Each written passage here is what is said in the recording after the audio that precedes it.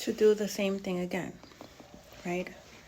So because I knew what role I was playing in the scenario, right? And I knew that certain behaviors that I carried, that they learned from me.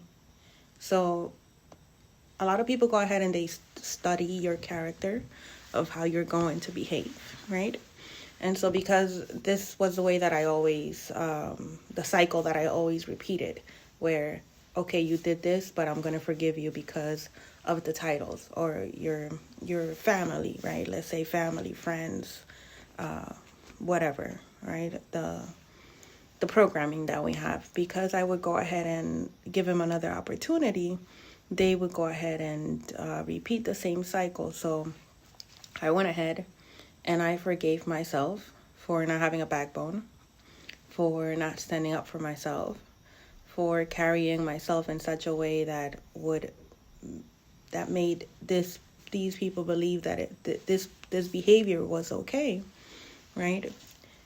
Once I did that, I went ahead and I went on with my journey. And so at this point, I knew the type of person that I was and where I operated from. And when people change, other people who are used to the type of behavior that you exhibit, they don't take that very lightly. They either have to change with you, or you have to remove them, or they end up removing themselves, right? So when that happened, when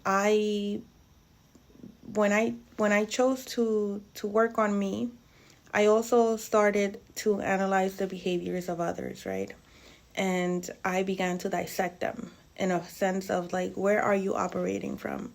So the same way that I was operating from a lack of emotional maturity, a lack of self-respect, a lack of self-worth, I started to analyze the way that they were operating. Where are you operating from? What is this spirit that you're carrying?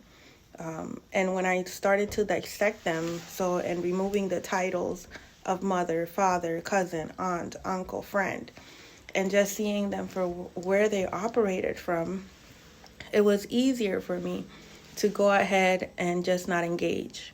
And because I was able to identify